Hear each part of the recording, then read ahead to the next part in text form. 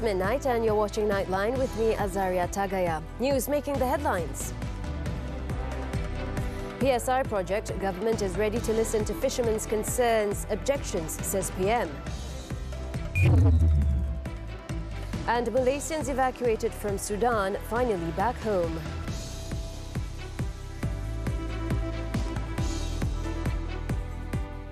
Good morning. In dismissing claims that the government has ulterior motives in organising the Madani Open Houses in 6 states, Datuk Seri Anwar Ibrahim said it is an effort to reach out to the people. Thus, the Prime Minister said it is not wasteful. He said the open house was not a personal undertaking by him, but was a government programme aimed at getting closer to the Rakyat. Ambil kira ini, kerajaan buat. Di mana-mana pun kerajaan buat. Semua kerajaan buat untuk rakyat. Bukan membazir, bagi makan rakyat. Bukan bagi saya lah membazir, tidak membazir. The Prime Minister was speaking to the media after performing Friday prayers at Masjid Jamiul Ihsan, Kampung Kubu Gajah in Sungai Buloh, Selangor. He was responding to certain quarters which alleged that the government's decision to hold the Malaysia Madani Open House with the Prime Minister in 6 states instead of in Putrajaya is a waste of money. Kedah will kick off the open house program on Saturday, followed by Kelantan, Terengganu, Pulau Pinang, Negeri Sembilan and Selangor. Datuk Seri Anwar said preparations for the open house in Kedah to be held in Alor Star were going well.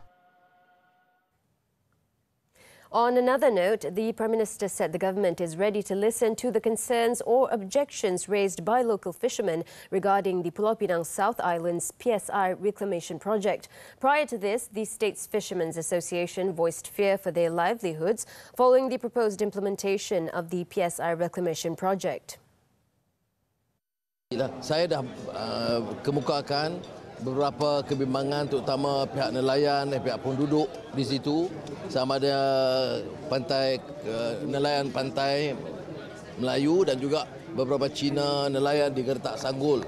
Saya arif tetapi biar proses itu jalan dan kalau mereka nak kemukakan bantahan kita akan dengar dan biar kerajaan negeri juga berikan beberapa penjelasan. Chief Minister Chow Kon Yeow on Tuesday announced that the EIA report for the project has obtained approval from the Putrajaya Department of Environment dated April 11th based on 71 stipulated conditions. He said the approved EIA report would be uploaded to the state's Infrastructure Corporation website for public reference.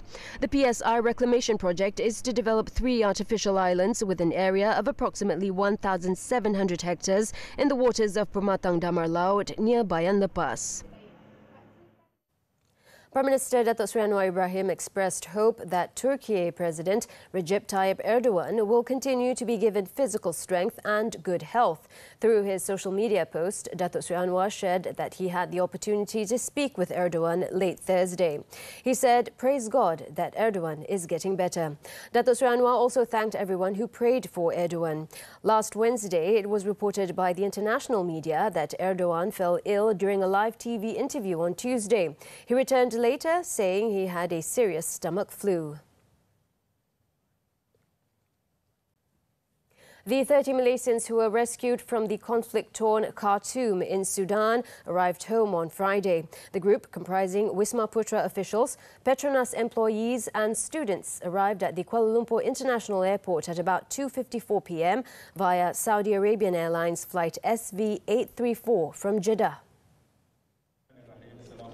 Foreign Minister Datuk Sri Zamri Abdul Kadir, along with Foreign Ministry Secretary General Datuk Sri Amran Muhammad Zain, were among those present at the airport to welcome them home.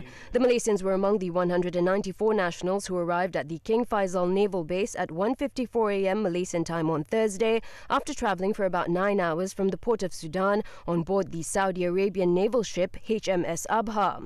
Saya mengucapkan rasa syukur pada Allah Subhanahu Wa Taala atas kepulangan konvoi daripada Sudan pada petang ini. Dan seluruh rakyat Malaysia menanti-nantikan saat ini. Dan seperti yang kita sedia maklum, seluruh negara mengikuti secara dekat perkembangan yang berlaku di Sudan.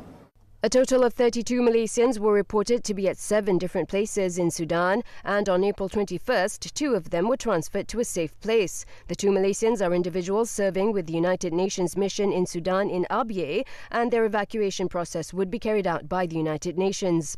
The Foreign Minister also had 2 important messages to Malaysians. First point is to appeal to all Malaysians planning to visit Sudan to delay their departure for the time being. That's one point. The other point I mentioned just now with regard to those Malaysian possibly still staying there or living there, those who are untraceable Malaysians. We hope that even if they have their families here, to come forward to inform us of their availability, so that we can extend our help. More than 400 people were reported to have been killed and more than 3,500 others were injured as a result of the armed conflict between the Sudanese Armed Forces and the paramilitary Rapid Support Forces RSF, which broke out on April 15th. Among those in the Malaysian convoy was Malaysia's ambassador to Sudan, Razdan Jamil, who shared his experiences with the media upon their return at the airport. We need to do a lot of risk assessment and choose the route to get out of Khartoum because there were many options. So for us, we chose the most risk-averse situation that would not put our convoy under any risk of attack, because it is important to find a route that is not being contested between the SAF and the RSF. So we decided to take a very long route to Port Sudan rather than the shorter one, because the shorter one, although it's only about 850 kilometers roughly, there are 3 areas where it's contested. Whereas the main road that we took going down south through Madani and Kasala, that area is the only problem was the road condition. So we had to ensure that the drivers that we hired were from the region, and that was very difficult to find because they need to know the terrain as well as the security officers that were on duty. To give you an illustration of the difficulties to travel through this 1,300 kilometer, approximately about every 50 to 80 kilometers there's a checkpoint. And every time we reach a checkpoint, we do not know who's in control. But Alhamdulillah that throughout this journey, it was controlled by the government forces, and our drivers who accompanied us or who drove us, they had relations with this securities personnel. Still on Sudan, a Turkish evacuation plane coming into land at an airbase outside Sudan's capital, Khartoum, has been fired at as fighting between Sudan's military and the Rapid Support Forces RSF continued into its 14th day on Friday. No one was injured and it landed safely at Wadi Saidna, where it was being checked. Turkey's defense minister said efforts would continue to rescue Turkish citizens from Wadi Saidna and the city of Port Sudan on the Red Sea coast. Sudan's army blamed paramilitary fighters for firing at the aircraft and damaging its fuel system. The RSF denied the allegations, saying it was committed to the extended humanitarian truce for a further 3 days. The situation across Sudan has deteriorated, with shortages of vital water and food supplies and reports of widespread looting, with hospitals being targeted.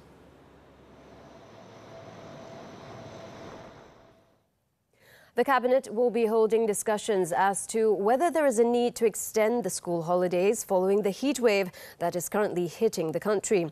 Deputy Prime Minister Datuk Seri Ahmad Zahid Hamidi said the National Disaster Management Committee Secretariat had already met and implemented coordinated efforts with various related ministries and agencies.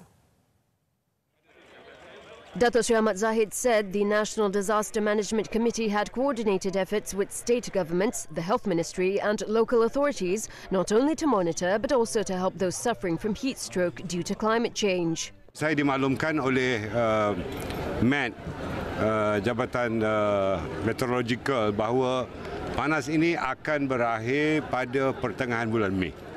Jadi saya harap walaupun ini satu fenomena baru, tetapi kita perlu berjaga-jaga dan mengambil beberapa langkah kesihatan. Datuk Seri Ahmad Zahid, who is also National Disaster Management Committee Chairman, said this to reporters at the Pontian UMNO Division Aidilfitri Open House in Bunut on Friday.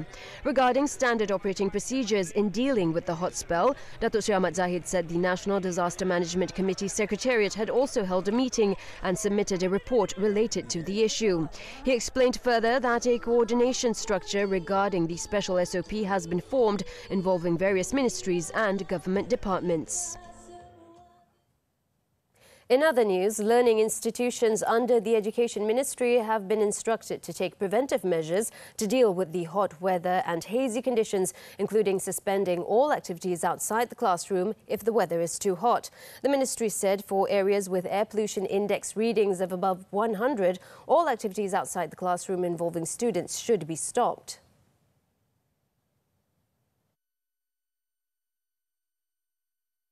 In a statement on Friday, the ministry said reminders have been issued to all state education departments, district education officers and all learning institutions under the ministry, seeking them to take preventive measures. Activities that can expose students to hot weather conditions need to be monitored to ensure their health is not affected. According to the ministry, the learning institutions must ensure a sufficient supply of drinking water at their premises and encourage students to bring their own drinking water. They are also required to provide drinking water to dormitory students if the situation is critical and there is no other source for them to get drinking water. The ministry said the learning institutions should keep abreast with current developments on the haze phenomenon in their respective areas through the media and comply with recommendations provided by the Health Ministry and the Natural Resources, Environment and Climate Change Ministry. They need to be vigilant and cooperate with nearby clinics and hospitals in case of any complications on students due to the hot weather. Sabah has recorded 76 cases of whooping cough or pertussis from January until yesterday, an increase of 986% from only 7 cases during the same period last year. Health Minister Dr. Zaliha Mustafa said 1 fatality was also recorded during the period. The Health Ministry, however, did not provide further details on the death, including in which district it was reported, whether it involved a child or whether it was related to the current hot spell. Daripada ini semua, kita hanya berdepan dengan satu kes kematian atau fatality lah, ya. Jadi ada beberapa daerah yang juga kita kenal pasti tentang hal kes ini. Besides Kota Kinabalu, which had the highest number of cases at 20, other districts recording the most cases were Lahad Datu with 16 cases, Tawa with 15 cases and 8 cases recorded in Putatan. A majority of the cases, 41 of them, involved local citizens. This was followed by 27 cases involving Filipinos and 8 cases involving Indonesians. Dr. Zaliha said the Health Ministry through the Sabah Health Department has increased monitoring and implemented serious efforts to prevent the spread of the disease. Asked about the situation regarding the whooping cough outbreak in other states, Dr. Zaliha said the ministry will be examining statistical data collected from across the country. Previously, a short video had gone viral showing an officer from the Putatan District Health Office announcing an outbreak of whooping cough in Kampung Ketiau. Whooping cough or pertussis is a vaccine-preventable disease which is caused by the bacterium Bordetella pertussis found in the mouth, nose and throat of an infected person. The bacteria spreads through respiratory droplets produced during coughing and sneezing and can infect people of all ages. However, infants and children who are not fully protected by immunizations are the most at risk. Police have launched Plancha from Friday until Monday to ensure the smooth flow of traffic on major expressways in the country. Bukit Aman Traffic Investigation and Enforcement Department Director Datuk Mat Kasim Karim said the police expected an increase in the volume of vehicles with the return of holidaymakers to their respective destinations following the soon-to-end school holidays and the Labour Day holiday. In a statement, Datuk Mat Kasim said to facilitate the movement of road users, Plancha is implemented especially in hotspot areas where there is traffic congestion. Police are also stationing its personnel at identified locations to ensure smooth and controlled traffic flow. Datuk Mat Kasim said police will also take action to disperse congestion by activating the smart lane route at several locations on the North-South Expressway through collaboration with Plus Berhad. The locations are at the Port Dickson intersection to the Seremban intersection, North Senai intersection to the Kulai intersection, Gua Tempurung to Gopeng, Slim River to Sungkai and Rawang to Sungai Buaya. The Malaysian Maritime Enforcement Agency MMEA busted 12 high-profile cases out of the 42 arrests made through its anti-crime operation dubbed Op Khas Pagar Laut 2023, with value of the seizure amounting to 13 million ringgit. Home Minister Datuk Sri Saifuddin Nasution Ismail said this data was based on the operation conducted in the country's waters between April 9th and 25th, which will end on April 30th. The operation involves 800 MMEA officers and members to safeguard the country's borders, involving 3,000 kilometres of the country's waters. 45 aset ni kita letak dalam keadaan siap siaga 24/7, 24/7. Dan kita tambah lagi dengan pemantauan udara dengan menggunakan aset udara APMM. Kita juga menggunakan kelebihan radar swasla yang meliputi lumut sampailah ke Kota Kinabalu. Pengesanan menggunakan radar ni penting sebab dari situ APMM berjaya mendapatkan maklumat terhadap pergerakan yang mencurigakan. Pergerakan di laut ini biasanya dia akan register point to point. Datuk Sri Saifuddin said from the 12 high-profile arrests, 3 involved the smuggling of cigarettes and encroachment of foreign fishing vessels, while 2 cases each involved attempts to smuggle undocumented migrants and controlled goods such as petrol and cooking oil. Of the 42 arrests, 32 involved foreigners. Elaborating further, he said overall he was very satisfied with Op Khas Pagar Laut and hoped that the MMEA will continue to carry out efforts to safeguard the country's waters. He added the MMEA would also tighten control and optimize operations in the country's maritime areas, especially along the country's borders with Thailand as well as Indonesia. After this breather, Russian missile and drone attack in Ukraine kills dozens. Details when we return.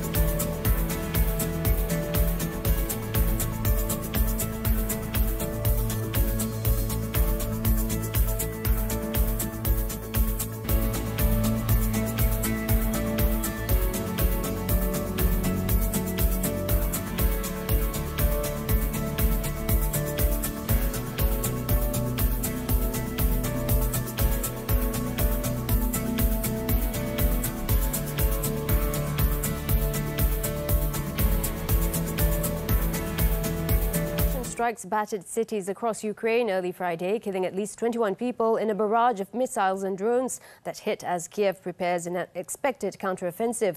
The city of Uman in central Ukraine's Cherkasy Oblast was the worst hit.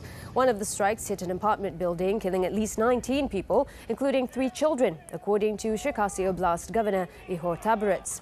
In the southeastern city of Dnipro, a missile struck a house, killing a 2-year-old child and a 31-year-old woman. Russian strikes also targeted Kiev, Ukraine's capital and largest city, but there were no reports of any casualties or damages. The attacks come as Ukrainian forces are expected to soon launch an offensive with new military equipment, including tanks from its Western allies. At least 11 people have died and one still missing after a ferry capsized off the eastern coast of Indonesia's Sumatra island on Thursday. The speedboat bound for Tanjung Pinang city in Bintan capsized shortly after leaving Tembilahan port.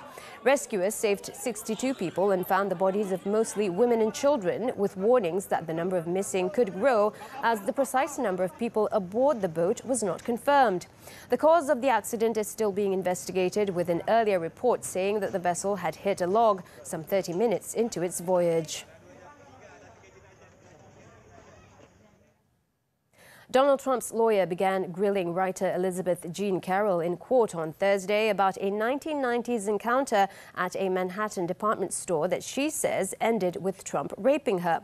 Trump's lawyer eased into Carroll's cross-examination at a New York civil trial, questioning the validity of her bombshell claims while suggesting she only came forward with them decades later because of her disdain for Trump's politics and because she wanted to sell copies of her book. He promised to dive deeper into the alleged encounter with Trump in what could end up being several days of cross-examination.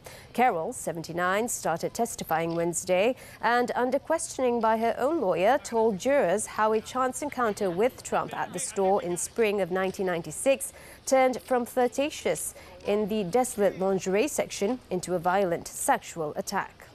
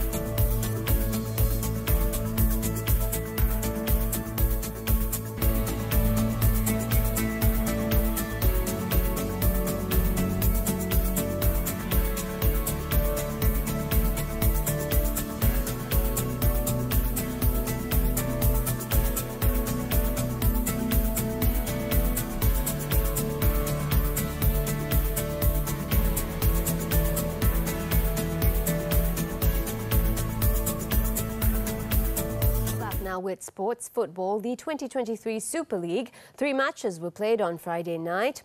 Negeri Sembilan lost to Kedah 1-2 and Sri Pahang also beat Terengganu by the same scoreline, while Kelantan lost to Perak 2-3.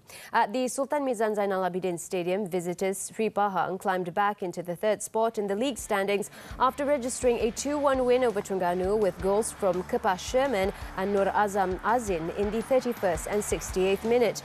Ivan Mahmud scored the only goal for Terengganu. With the result, Sri Pahang and Selangor are now level on points with 22 points, 5 points behind leader Johor Darul Takzim.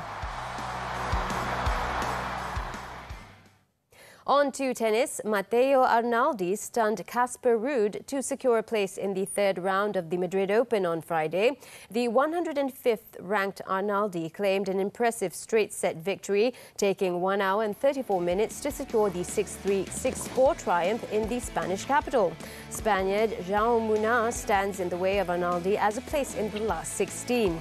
Defending champion Carlos Alcaraz plays the 41st ranked Emil Ruusuvuori later, while women's number 1 Iga Swiatek faces Julia Grabber.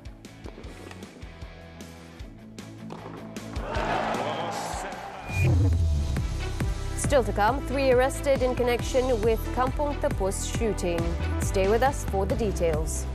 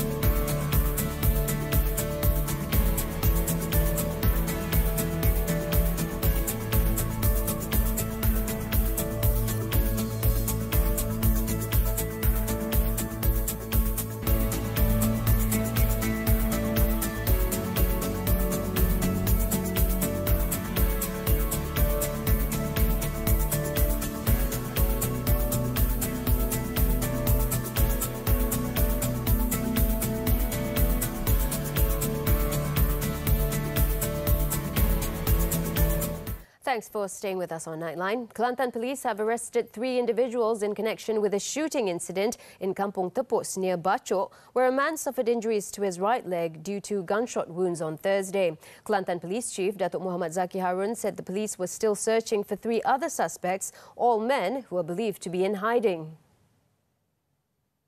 The incident was reported to the police by a doctor from the University Science Malaysia Hospital in Kubang Krian after the 27-year-old man who was shot in his leg was brought to the hospital. Following the report, the police launched a large-scale operation to hunt for the suspects and later detained the 3, while the rest of the suspects are still at large. Datuk Muhammad Zaki said initial investigations revealed that the suspects, as well as the 3 who are still at large, were involved in gambling activities at Kampung Tepus near Bachok, which led to the shooting incident. All 3 suspects aged between 23 and 28 have previous criminal records, while one of them tested positive for drugs.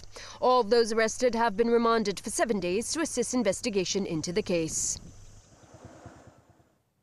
In Pahang, a rubber tapper was charged at the Raub Magistrates Court with committing sexual assault and raping his 16-year-old daughter last month. The 54-year-old accused pleaded not guilty before Judge Siti Aisyah Ahmad. The accused allegedly raped the victim on March 17th and 18th at a house in Kampung Peruang, Benta in Lipis. He also allegedly subjected the victim to physical sexual abuse on April 17th. The incident was reported by the victim's stepsister on April 19th. Police investigation revealed that the teenager had been sexually abused by her biological father since she was 10 years old and raped repeatedly since she was 15 years old. The accused was offered bail of 20,000 ringgit and the court set May 29th for mention of the case.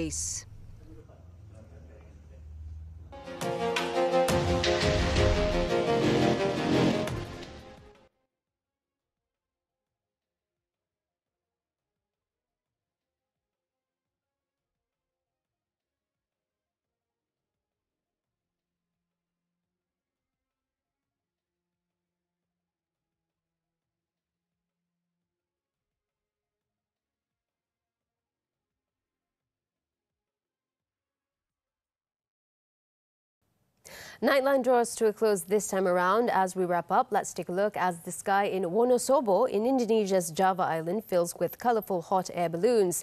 Dozens of homemade balloons fly during the days-long Ansor Kertek Balloon Culture Festival, which is back in full swing this year after a COVID hiatus in 2020 and 2021. I'm Azaria Tagaya. Thanks for watching and have a great weekend.